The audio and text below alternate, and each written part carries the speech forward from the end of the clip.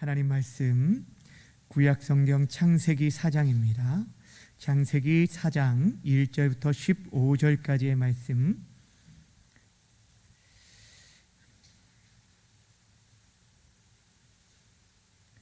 우리 1절부터 9절까지만 읽도록 하겠습니다. 1절부터 9절까지만 읽도록 하겠습니다. 제가 먼저 읽고 여러분이 읽도록 하겠습니다. 아담이 그의 아내 하와와 동침하매 하와가 임신하여 가인을 낳고 이르되 내가 여호와로 말미암아 등남하였다 하니라.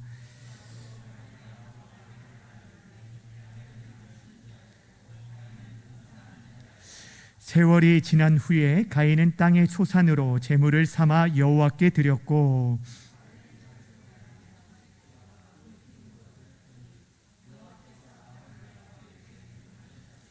가인과 그의 제물은 받지 아니하신지라. 가인이 몹시 분하여 안색이 변하니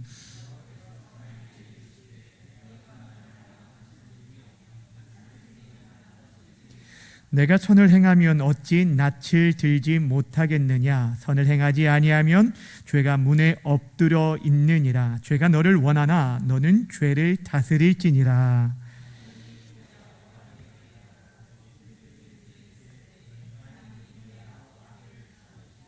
함께 봅니다. 여호와께서 가인에게 이르시되 내 아우 아벨이 어디 있느냐. 그가 이르되 내가 알지 못하나이다. 내가 내 아우를 지키는 자니까. 아멘.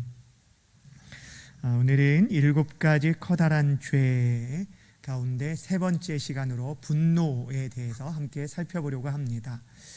기독교 전통으로 내려오고 있는 죽음에 이르는 7가지 죄에 대해서 우리가 지금 함께 살펴보고 있습니다.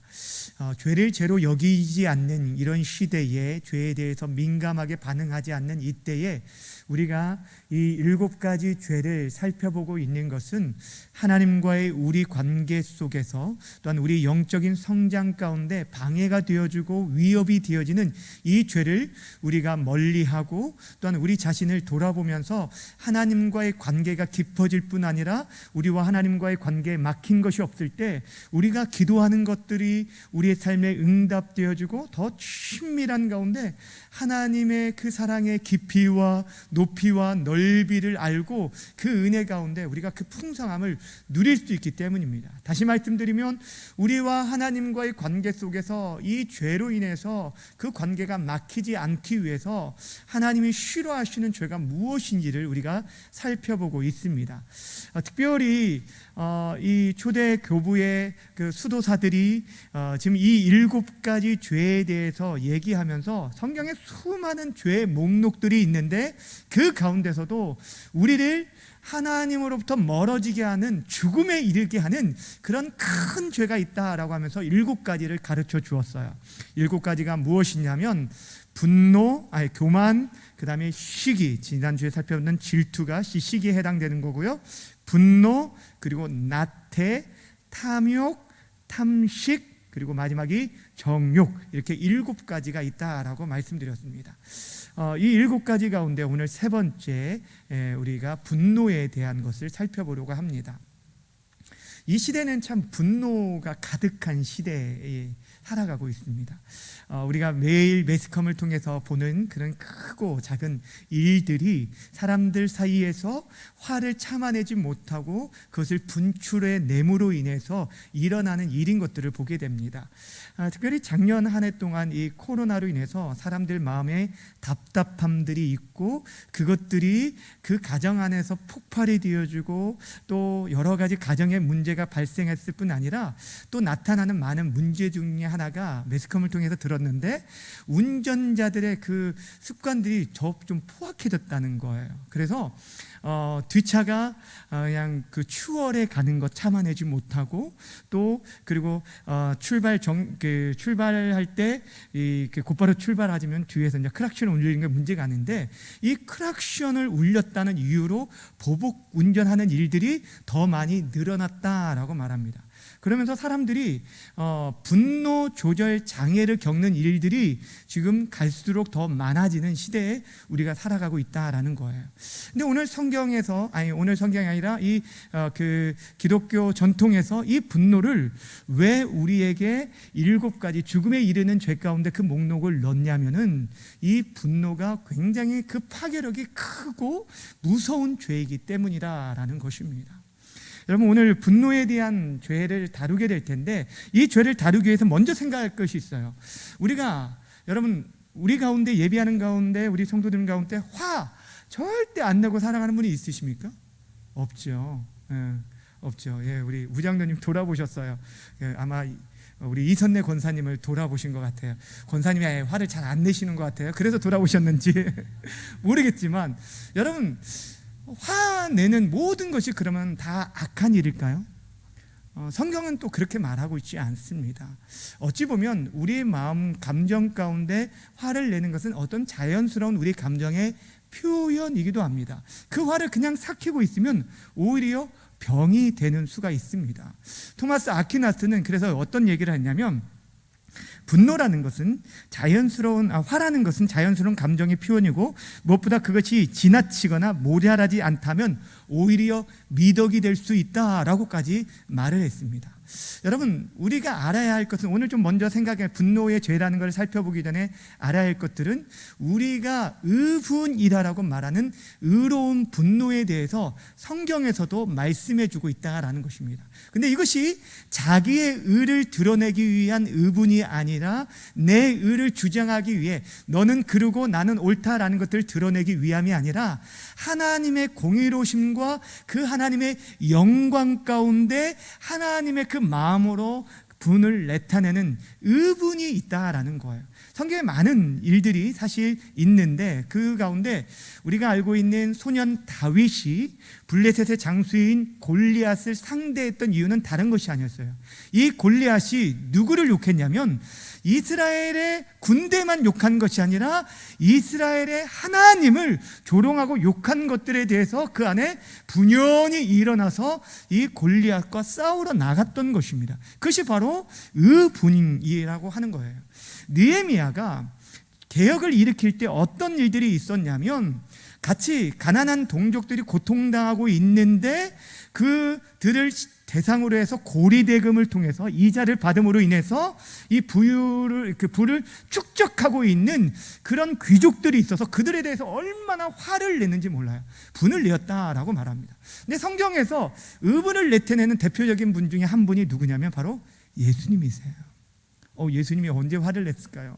예수님이 온유한 분이신데, 근데 여러분, 예수님께서 한 번은 성전에 예루살렘에 올라가셔 성전에 올라가셨을 때, 성전에서 장사하는 사람들, 온갖 비둘기를 팔고 동전을 바꾸고 이 장사하는 사람들을 보면서 하나님을 예배할 성전이 강도의 소굴로 만들어진, 자신의 장사치를 위해서, 자신의 이익을 위해서 장사를 허락하게 한 이 종교주의자들에 대해서 의분이 일어나서요, 채찍을 만들어서 그 동물들을 쫓아내고 비둘기의 상을 엎어버리고, 돈 바꾸는 그 상을 엎어버리는, 이런 우리 예수님에게 어떤 그런 모습이 나타날 수 있을까 할 정도로 화를 내시는 모습도 나타납니다. 이거는 의로운 분노라고 할 수 있다는 거예요. 의분이라고 말할 수 있다라는 것입니다. 오늘 우리가 다루려고 하는 것은 그런 의분이 아니라 우리 안에서 그 화를 참지 못하고 쏟아내는, 그래서 죄로 고통하게 만드는 이것을 우리가 살펴보려고 하는 것입니다. 이 분노에 대해서 성경이 심각한 죄로 우리에게 말하는 것이 있습니다. 왜냐하면 우리가 중요한 것이, 앞에서도 말했던 이 분이라는 것이, 이 분노라는 것이 우리에게 문제가 되는 것이 뭐냐면, 앞에서 같이 의로운 분노를 가지고 적당하게 이것들을 화를 내는 것들이면 좋은데, 그런데 문제는 우리는 그것들을 잘 컨트롤할지 모른다는 거예요. 우리가 그것들이 의롭든 그렇지 않든 간에 좀처럼 통제가 어렵다는 것이 우리에게 큰 문제가 되어진다라는 것입니다. 여러분, 분노가 무서운 죄가 되는 이유는 무엇 때문이냐면, 그 결과가 너무 파괴적이고 또 다른 분노를 만들어내기 때문이라는 거예요. 우리가 분노가 나타날 때 폭력적으로 나타내기도 하지만 대부분에는 말을 통해서, 언어를 통해서 상대방에게 공격을 가할 때가 있어요. 그런데 이 폭력적으로 나타나는 것보다 때로는요, 이 말로써 전해지는 이 폭력이 더 큰 문제를 일으키는 경우가 참 많이 있어요. 제가 책을 읽었는데, 오늘 이 설교를 준비하는 가운데 책을 읽었는데, 그 책 내용에 시대의 탈옥수였던 신창원의 얘기가 나오더라고요. 근데 이 신창원이 어렸을 때 그 상처가 있었는데, 그가 삐뚤어지게 된 결정적인 계기가 언제였냐면 초등학교 5학년 때에 당시 이제 육성예비라는 게 있었잖아요. 근데 그걸 안 가져오면은 저도 참 이렇게 제때 이렇게 수업료를 내본 적이 한 번도 없었는데, 얼마나 선생님들이 막 뭐라고 합니까? 대놓고 이렇게 참 모욕감을 주기도 하고 그러는데, 그때 초등학교 5학년 때 한참 민감한 그때에 아이들 앞에서 너 같은 녀석은 학교를 다닐 필요가 없다라는 것을 아주 욕을 하면서 모욕감을 줬는데, 그때부터 그 마음 가운데 이렇게 분노가 싹 트기 시작했다, 이런 글이 있었습니다. 무슨 말이냐면은, 이 분노라는 것은 화가 그 사람에게 그치는 게 아니라 그 상대방에게도 또 다른 분노를 일으키게 하는 그런 무서운 죄가 된다라고 말하고 있는 것입니다. 또한 성경이 우리에게 이 분노에 대해서 죄로 여기고 있는 이유가 뭐냐면, 하나님과의 관계를 차단시켜서 우리로 하여금 하나님 앞에 예비하러 나아가지 못하게 막는다라는 것입니다. 기도하지 못하게 만든다는 거예요. 에바그리우스라는 사람이 이런 얘기를 했어요. 분노는 신자들의 가장 강력한 적이다. 영혼의 눈을 어둡게 하고 기도하는 상태를 망가뜨린다라고 말했대요. 여러분, 화가 나는데 여러분 어떻게 기도가 나오나요? 화가 나는 상태에서는 우리의 예배도 기도도 모든 것들이 다 막혀지게 된다라는 것입니다. 그만큼 이 분노가 무서운 거라는 거예요. 가장 큰 문제는 뭐냐면, 내가 분을 내는 거, 화를 내는 거, 나는 정당하고 내 의로움을 드러내는 거라고 생각하지만, 궁극적으로 가장 문제가 되는 이유는 뭐냐면, 이 분노는 하나님의 의를 이루지 못한다라고 성경이 말하고 있어요. 야고보서 1장 20절 말씀 화면을 보고 함께 읽겠습니다. 시작. 사람이 성내는 것이 하나님의 의를 이루지 못함이라. 아멘. 사람이 성을 내는 것이 하나님의 의를 이루지 못한다. 하나님으로부터 옳다라고 인정받을 수 없다는 거예요. 나는 내가 옳다고 생각해서 화를 낸 거예요. 나는 너무 화가 나니까 내가 저 상대방이 틀리고 나는 옳다라고 생각해서 화를 냈는데, 근데 궁극적으로 하나님께서 너가 어찌하든지 간에 그것을 의로 여기지 않는다라고 성경이 말하고 있다는 거예요. 그래서 죄가 되어지는 것이에요. 여러분, 모세를 알 거예요. 모세는 이스라엘의 위대한 영도자입니다.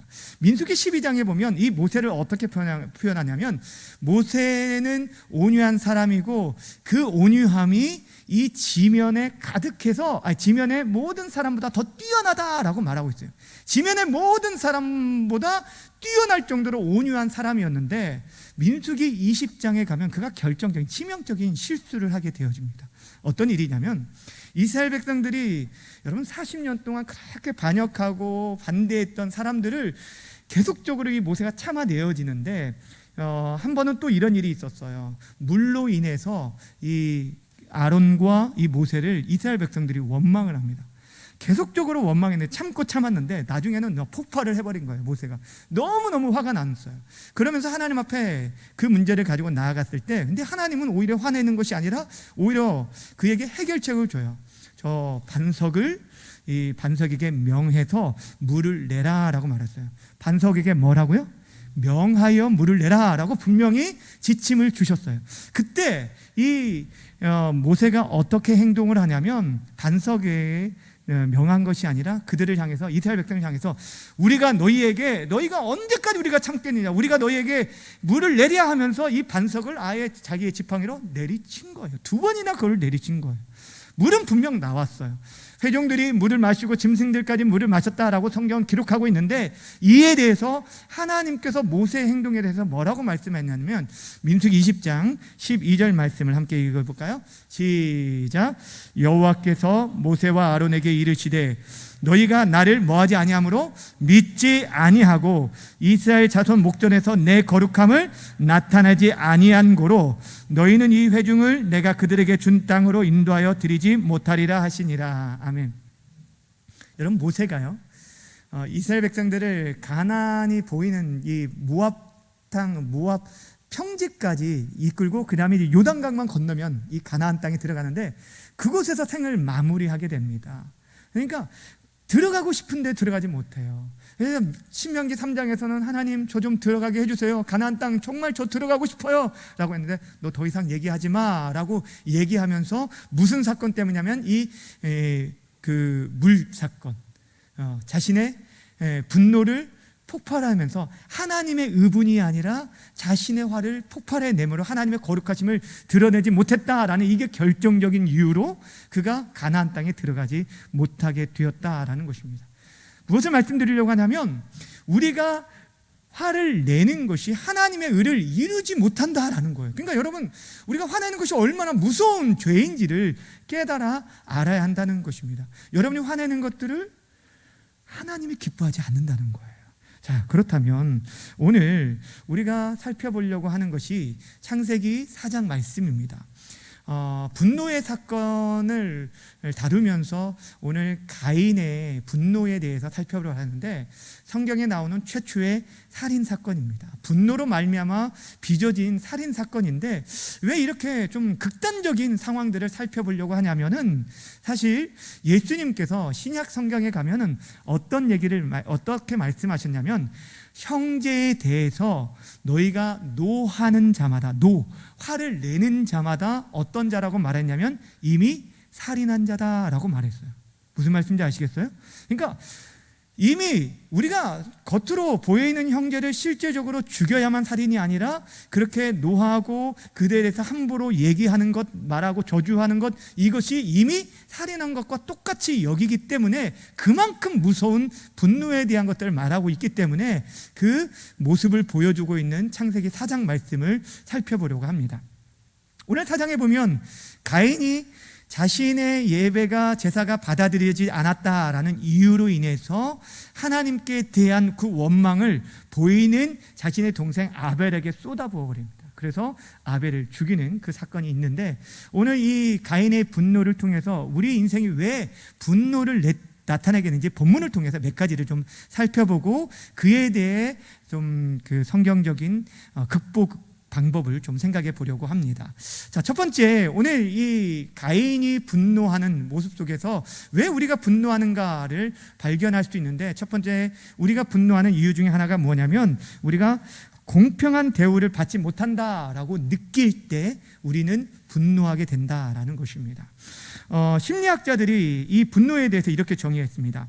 내가 불공평하게 부당하게 다루어진다라고 느낄 때 내 안에서 일어나는 정서적 반응, 이것이 바로 분노다라고 정의를 내려놨어요. 그러니까 분노의 뿌리가 내가 지금 저 사람에게 공정하게 대우를 받지 못하고 있다, 불공평하다, 내가 내 자존심이 짓밟혔다, 내가 모욕받았다라고 여길 때 우리가 분노하게 된다라고 말하고 있는 것입니다. 근데 오늘 본문을 가인의 입장에서 피상적으로 보면 좀 그렇게 보일 수도 있습니다. 여러분, 오늘 본문에서 보면은 가인과 아담의 두 아들이 가인과 아벨이었는데 가인은 뭐 하는 자였어요? 농사 짓는 자고 아벨은 양을 치는 자였어요. 두 사람이, 양을 치는 사람은 양을 잡아가지고 제물을 드렸고 농사하는 자는 농사의 제물을, 그 농사에 얻은 수확을 가지고 제물을 드렸습니다. 그런데 궁극적인 이게 문제가 어디서부터 시작됐냐면 4절 후반절부터 나오는데 4절 5절 한번 말씀을 좀 띄워주실래요? 후반절부터 제가 읽어드릴게요. 여호와께서 아벨과 그의 제물은 받으셨으나 5절은 함께 읽겠습니다. 시작. 가인과 그의 제물은 받지 아니하신지라 가인이 몹시 뭐하여 분하여 안색이 변하니. 화가 나면 이제 얼굴부터 색깔이 좀 달라지게 되어주죠. 표정을 보면 저 사람 화났구나, 이게 드러나게 되는 겁니다. 그런데 여기서 우리는 먼저 생각해야 할 게 뭐냐면 왜 하나님께서 아벨의 제사는 받고 가인의 제사는 받지 않았을까? 어렸을 때 이런 말씀 좀 들은 분들이 많았을 거예요. 아벨의 제사를 받은 이유는 그것은 피의 제사를 드렸기 때문이다라는 얘기를 아마 들은 분들도 계실 거라고 생각이 듭니다. 저도 사실 어렸을 때 그렇게 들어왔는데 나중에 이제 그 성경을 연구하고 또 이렇게 주석들을 찾아보면서 느낀 것이 사실 피의 제사를 드렸다라고 해서 아벨 것은 받고 가인 것은 받지 않은 것은 아닙니다. 왜냐하면 그 당시만 해도 지금 이 피에 대한 제사에 대한 내용들이 아직 제도화되어지지 않은 때였고, 제도화되었다라고 할지라도 하나님께서 당시에 이 곡물로 드리는 제물도 받으셨습니다. 이게 소제거든요. 5가지 제사 중에서 번제, 소제, 화목제, 속죄제, 속건제, 이 5가지 제사 중에서 유일하게 곡식으로만 드릴 수 있는 제사가 있었습니다. 소제가 있었다는 거예요. 그러니까 지금 이 가인이 곡물로 드렸다는 것이 문제가 되어지는 것은 아니라는 거예요. 히브리서 11장에서 우리가 그 힌트를 알 수 있는데, 아벨은 믿음으로 제물을 드렸고 제사를 드렸고 가인은 그렇지 못했다라는 것입니다. 그런데 겉으로 보여질 때는 지금 둘 다 받지 않았든지 아니면은 둘 다 받든지 하면은 문제가 되지 않았을 텐데, 가인에게 있어서는 아벨의 제사는 받았는데 자신은 받지 않았다, 불공평하게 여겨졌기 때문에 그 불공평함에 대해서 하나님께 대해 화가 났는데, 보이지 않는 하나님 앞에 화풀이를 할 수 없으니 보이는 아벨에게 그 모든 화를 쏟아 부었다라고 말을 하고 있다라는 것이죠. 여러분, 가인에게 있어서 중요한 것은 무엇일까요? 가인은요, 지금 하나님이 왜 나에게 불공평하게 대하셨을까, 내가 왜 이런 대우를 받아야 하지 하면서 화를 내야 할 문제가 아니라, 하나님께서 받지 않으셨다면 나의 제사에, 나의 행동에, 나의 삶에 뭔가 잘못된 것이 있는가 하고 자신을 돌아봐야 하는데 그렇지 못했다는 것이 문제가 되어진다라는 것입니다. 여러분, 우리가 많은 경우에 분노하고 되는 이유 중에 하나가 꼭 밖에서 내게 있는 게 아니라 외부에서부터, 또한 상대방으로부터, 상대방의 모든 것이 문제라고 생각하는데, 때로는 여러분 우리 자신들을 분석을 해봐야 돼요. 이 화가 일어날 때 이것이 나로부터 제공되어질 수도 있고 나 안에 궁극적인 원인이 있을 수 있다라는 것입니다. 앞에서도 말씀드렸지만 많은 경우에 화를 내는 이유는 나는 올바르고 의로운데 상대방은 그렇지 못하다라고 여겨서 화를 내어집니다. 그런데 우리가 정직하게 돌아봐야 할 것은, 저 사람이 나를 올바르게 대우하지 않았다, 화를 내고 그렇게 하는데, 하나님 앞에서 내가 정말 다른 사람을 판단하고 저 사람을 정죄하고 지적하고 화를 낼 만큼 나는 하나님 앞에서 그렇게 올바른 삶을 살고 있는지 돌아보라는 거예요. 그러니까 성경이 우리에게 늘 말하는 것은, 다른 사람의 그 눈에 있는 티를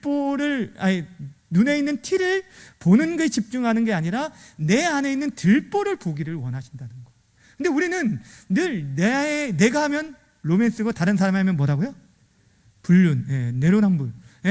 그러니까 다른 사람에 대해서는 크게 여기고 나는 어쩔 수 없었어 하면서 자신에 대해서는 방어 기제를 가지고 다른 사람에 대해서만 공격하는 모습들이 보게 되어집니다. 또 한 가지 우리가 정직하게 돌아봐야 할 것은, 우리가 다른 사람들로부터 정당하게 올바른 대우를 받지 못해서 화가 났다라고 말하는데, 우리가 그 화를 푸는 순간, 화를 상대방에게 쏟는 순간, 그 화를 당하는 그 상대방에 대해서 내가 정말 올바른 대우를 하고 있는지, 그에 대해서, 그가 좀 잘못하고 실수할 수 있는데 그에 대해서 내가 진짜 올바르게 내가 그렇게 나아가고 있는지, 그에 대한 올바른 대우를 하고 있는지에 대해서 우리가 돌아볼 것들을 말씀해 주고 있습니다. 두 번째, 오늘 이렇게 말씀하고 있는 이 왜 우리가 분노를 나타내는지 오늘 본문을 통해서 발견할 수 있는 것 중 하나는 무엇이냐면, 우리가 인간관계를 하는 데 있어서 우리가 지체의식이나 형제의식이 아닌 경쟁의식을 가지고 있기 때문이다라고 말해주고 있습니다. 오늘 가인과 아벨은 어떤 관계예요? 가인과 아벨은 어떤 관계예요? 형제 관계예요. 좀 어려운가요? 가인은 형이고 아벨은 동생이에요. 그러면 형제 관계입니다. 근데 이 형제 관계, 지체의식 이런 것들을 잃어버리는 순간 서로가 경쟁하게 되어지면 이 경쟁에서 밀린다라고 하면은 상대방에 대해 박탈됨으로 인해서 그 분노가 나타나게 되어지는 것입니다. 오늘 본문에서 나타나는 모습이 바로 그렇습니다. 경쟁의식 자체가 다 나쁜 것은 아니죠. 어느 정도의 경쟁의식이 있을 때 우리에게 신선한 동기부여가 되어져서 우리가 더 나은 길을 나아갈 수 있지만, 지나친 경쟁의식은 서로를 해치고 나 자신도 해칠 수 있다라는 거예요. 그 헬라어에서 형제라는 단어가 얼마나 아름다운 단어인지 모릅니다. 우리가 아델포스라는 단어를 여러분 한 번쯤은 들어보셨을까 하는데, 헬라어의 아델포스라는 이 단어, 형제라는 단어로 쓰이는 이 단어가 어떤 의미를 가지고 있냐면, 조건 없이 도움을 주거나 도움을 받을 수 있는 상태, 이 상태를 말해요. 다시 말씀드릴게요. 형제라는 이 단어가 어디서 왔냐면, 조건 없이, 아무런 조건 없이 도움을 주거나 또한 도움을 받을 수 있는 관계와 상태, 이것이 형제라는 단어 속에 있는 의미라는 거예요.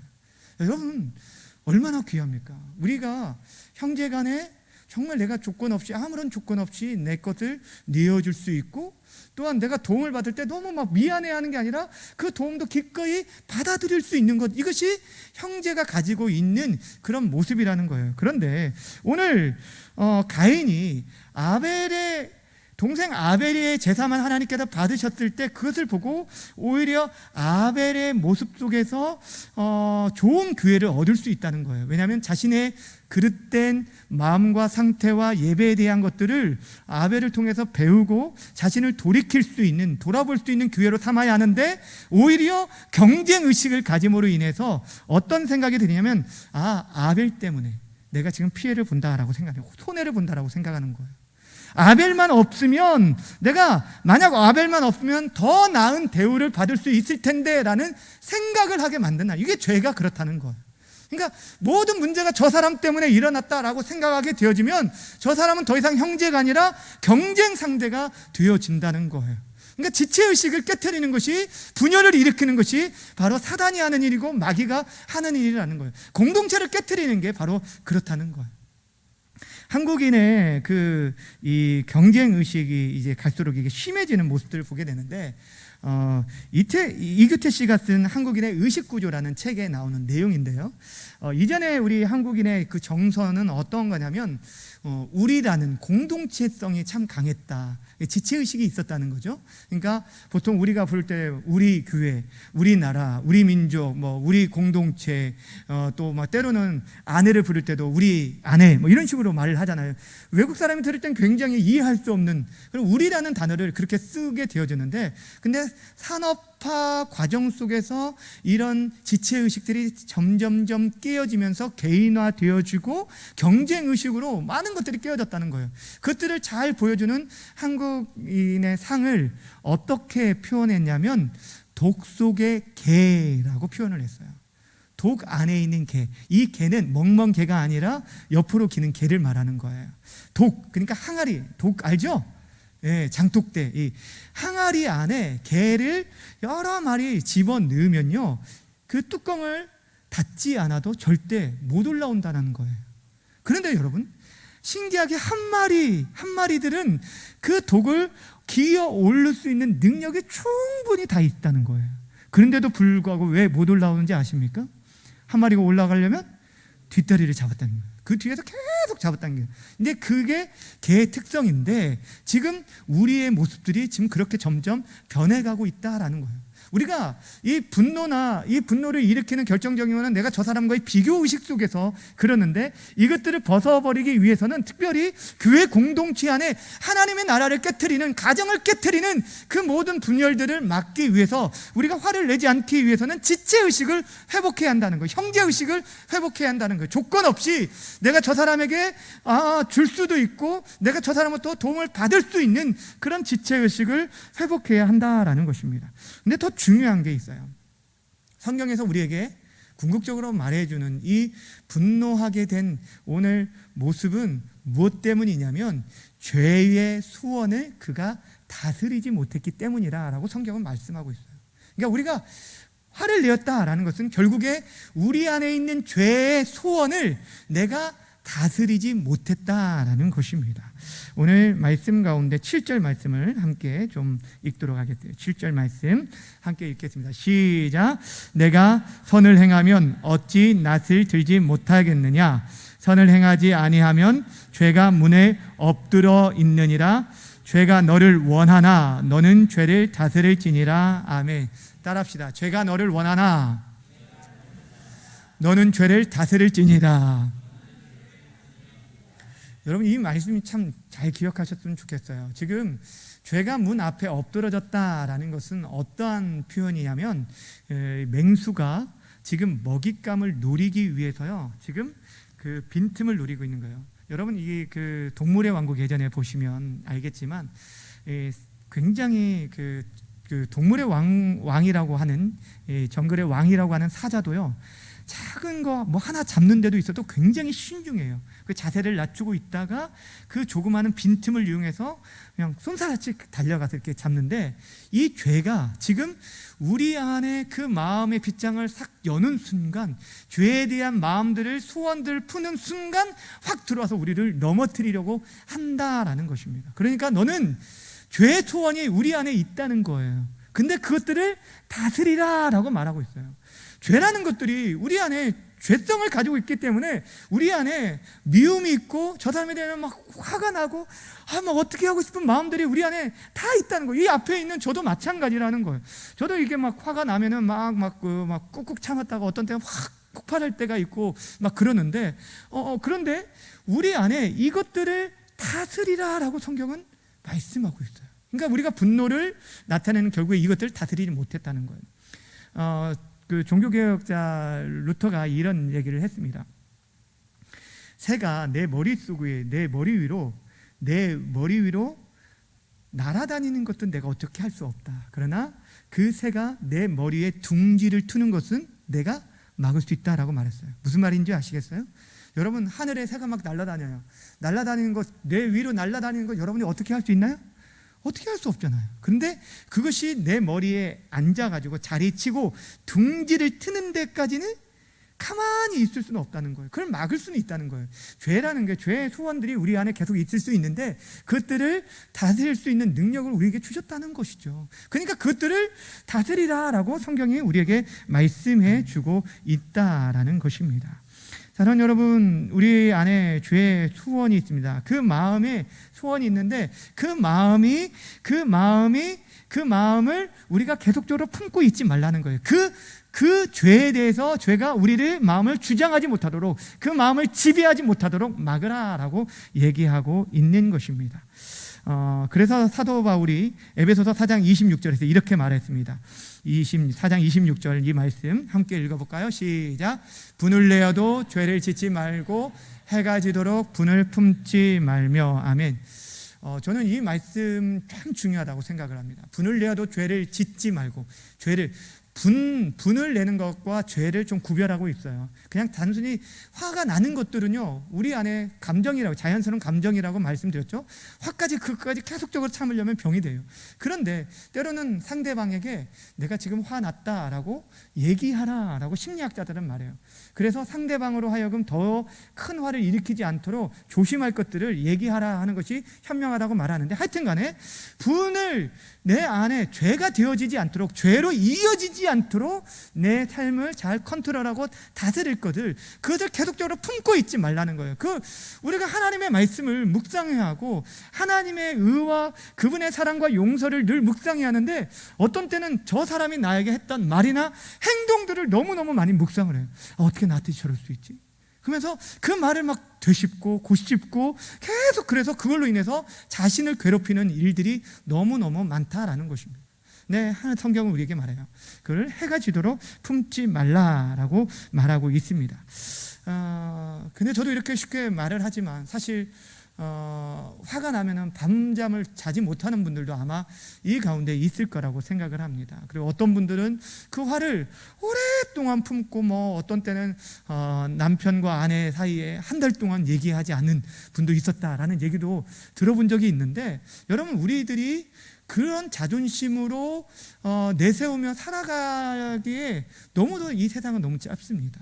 우리가 정말 하나님 나라를 위해서 살아가기 위해서는 계속적으로 우리의 마음을 마귀에게, 사단에게, 이 죄에게 빼앗기지 않아야 돼요. 근데 그게 잘 안 돼요.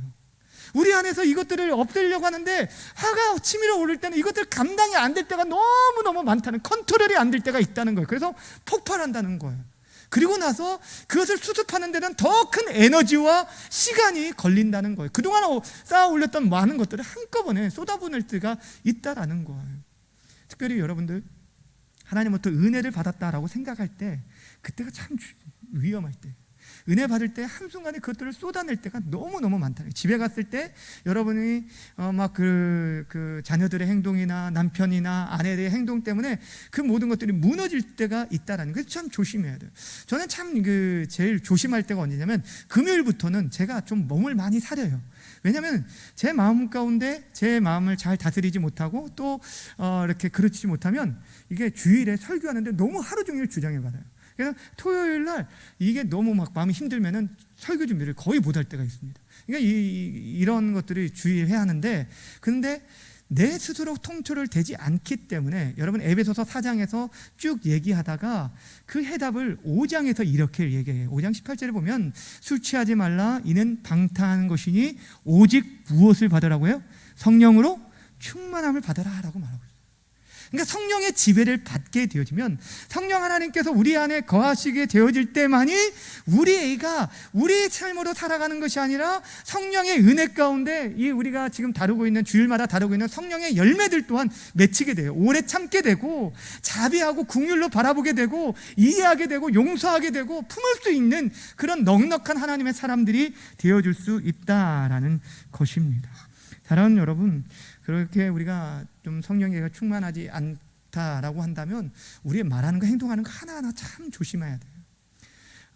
D.L. 무디 목사님이 이제 고아원 사원을 굉장히 크게 잘 감당했는데, 그 사역들을 함께 감당했던 토레이 목사님은 굉장히 유명한 목사님인데, 이분이 새벽마다 제일 먼저 기도했던 기도의 내용이 뭐였냐면, 하나님, 나로 하여금 오늘 성령 충만하게 해주십시오. 성령에 충만하지 않으면 내가 정말 나를 이길 수 없고 내 감정을 조절할 수 없습니다 라고 하면서 하나님 앞에 철저하게 성령 충만을 구했다라는 것입니다. 이것이 우리에게 필요하다는 거예요. 이 시대에 하나님의 사람으로 살아가는 저와 여러분들에게 있어서 정말 이 죄성으로 가득한 우리들이 하나님께서 붙들어주지 않는다라고 한다면, 믿지 않는 자보다 더 우리는 악해질 수 있다는 거예요. 그러니까 하나님의 성령의 충만함을 늘 받기 위해서 우리가 엎드리는 거예요. 은혜를 구하는 거예요. 말씀과 기도로 거룩해진다라고 말했기 때문에 말씀을 왜 가까이 하고 기도해야 하는 사람들을 우리가 살아가야 하는 이유가 거기에 있다는 거예요. 말씀을 통해서 나의 삶을 늘 돌아보는 거예요. 여기에 가인의 모습이 따로 다른 사람이 아니라 우리일 수 있다라는 거죠. 계속적으로 성경이 우리에게 말씀하는 것들을 통해서 우리 자신이 다른 어떤 사람이 내 앞에 있는 목사라는 타이틀을 가지고 있다라고 해서 내가 분을 내지 않는 게 아니라, 우리는 그럴 수 있는 연약한 자들이라는 게 성령의 충만함을 구하라 라고 말하고 있어요. 더 궁극적으로 분노에 대한 해결책을 우리에게 제시해 주는 것이 무엇이냐면, 그 상대방에 대해서 철저히 용서할 것을 말씀하고 있어요. 에베소서 4장 31절 32절 말씀 마지막으로 함께 읽겠습니다. 31절 32절 말씀 시작. 모든 악독과 노함과 분냄과 떠드는 것과 비방하는 것을 모든 악의와 함께 버리고 서로 친절하게 하며 불쌍히 여기며 서로 뭐하기를? 용서하기를 하나님이 그리스도 안에서 너희를 용서하심과 같이 하라. 아멘. 여기 버려야 할 것들을 참 많이 말하고 있어요. 악독, 노함, 분냄, 떠드는 것, 비방하는 것, 악의와 함께 버려라 라고 말하면서 우리에게 친절하게, 서로 친절하게 하라. 친절하게 하라. 여러분, 시간이 지날수록 여러분 부부 사이에서도 더욱 친절하게 되어야 합니다. 이렇게 제 제 아내가 뒤에 있어서 좀 제가 좀 조심스럽긴 한데, 제 아내랑 저랑 좀 마음이 좀 이렇게 마음이 조금 불편한 감이 있으면 서로가 존댓말을 써요. 예, 서로가 존댓말을 쓰면 막 그 남편이 미울 때 얼마나 많이 있겠어요. 예, 그런데도 불구하고 존댓말을 쓰다 보면 서로가 함부로 대하지 않게 되어지더라고요. 예, 이게 참 좋은 것 같아요. 그러니까 여러분 조금 이렇게 좀 불리할 것 같으면 존댓말 쓰세요. 그러면 우리의 감정들을 조금 더 우리의 말이나 행동들을 조심하게 만들 거라고 생각이 됩니다. 용서하라라고 말하는데, 오늘 용서하라라고 하면서 그냥 단순히 용서하라고 얘기하잖아요. 왜냐하면 우리 안에는 용서할 수 있는 실력이 없어요. 우리는 용서할 수 있는 그런 힘이 없어요. 근데 어떻게 용서하라고요? 하나님이 그리스도 안에서 너희를 용서하신 같이, 하나님이 용서하신 같이, 하나님이 그리스도 안에서 우리를 용서하셨다는 거예요. 얼마나 용서하셨을까요? 여러분을 향해서 지금 우리 권사님 가운데 70, 80 넘으신 분도 가까이 되신 분도 계시는데, 넘으신 분도 계시네, 그죠? 근데 여기 여러분들 가운데 80평생 동안 얼마나 하나님이 참으셨을까요? 용서하셨을까요? 예수님께서 70번씩 7번이라도 용서하라 라고 말씀하셨는데, 70번씩 7번이면 490번입니다. 그럼 490번까지 딱 용서하시고 491번째 벼렀다가 막 이렇게 심판하실까요? 하나님께서 말씀하신 것은 끝까지 얼마나 우리를 지금까지 용서하시고 참아내셨는지, 그러니까 그 주님 안에서 우리 자신들의 모습을 발견하게 되어질 때 우리가 다른 사람도 그렇게 품어주게 되어진다는 거예요. 지난 과거에 대한 얘기를 계속 끄집어내어져서 그걸로 인해서 상대방을 서로 공격한다면 이것만큼 우리의 에너지를 소비하는 것이 없다라고 많은 사람들이 얘기하고 있습니다. 우리 하나님께서 우리의 죄에 대해서 동이 서에서 먼 것처럼 우리의 죄가를 다 멀리 옮기시고 잃어버린다, 아예 기억도 하지 않으신다라고 말씀하신 것처럼, 우리가 상처받고 아파하는 그 모든 것들 우리 주님 앞에서 해결하시고 우리 주님 앞에서 내어주시길 바랍니다. 예전에는 참 화병 있는 분들이 참 지금도 많았잖아요. 근데 그 화병들을 우리 그리스도인들이 특별히 어디 와서 풀었어요? 기도하는 시간을 통해서 하나님 앞에 다 내려놨다는 거예요. 하나님 앞에 올려드렸다는 거예요. 그러면서 그 안에 하나님의 치유하심과 회복하심을 경험하였는데, 우리들이 그것들을 하나님 앞에 내려놓지 못하기 때문에 사람 앞에 쏟고 있지 않는가 하는 생각을 해보았습니다. 사랑하는 여러분, 하나님께서 이 시대 저와 여러분을 화평의 도구로 삼아 주셨습니다. 화목케 하는 직책을 우리에게 주셨습니다.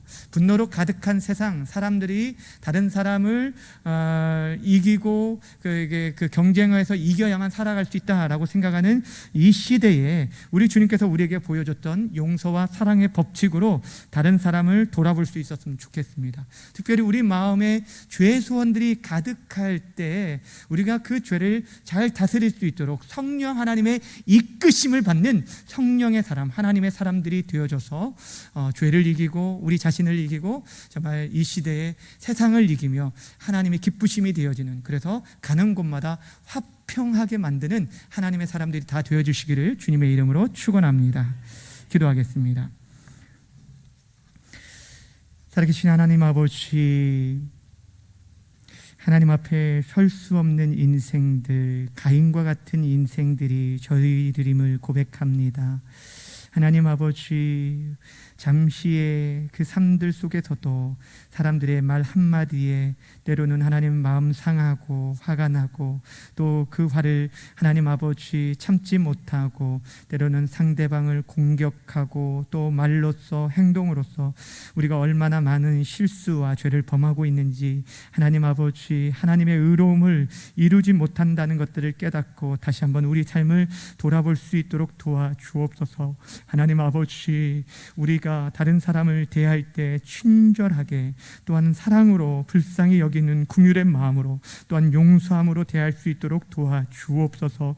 하나님이 우리를 어떻게 사랑하셨는지 그 사랑을 깨달아 알결하여 주시고 주님의 마음으로 돌아보고 섬길 수 있도록 도와주시옵소서. 하나님 아버지, 주님의 그 은혜 안에서 하나님 아버지 가는 곳마다 평화를 만드는 하나님의 사람들이 되어주길 원합니다. 원합니다. 도와주시고 인도하여 주옵소서. 또 이 예배에 참여하면서 하나님 아버지 범사에 감사함으로 귀한 예물을 드린 손길이 있습니다. 주께서 귀한 여종에게 은혜를 덧입혀 주시고 그의 삶이 하나님과 늘 동행하며 하나님의 기쁘심이 되게 허락하여 주시고 마음의 소원이 주의 은혜 가운데 이루어지는 복된 한 해가 될 수 있도록 역사하여 주옵소서. 모든 것 감사드리며 예수님의 이름으로 기도하옵나이다. 아멘.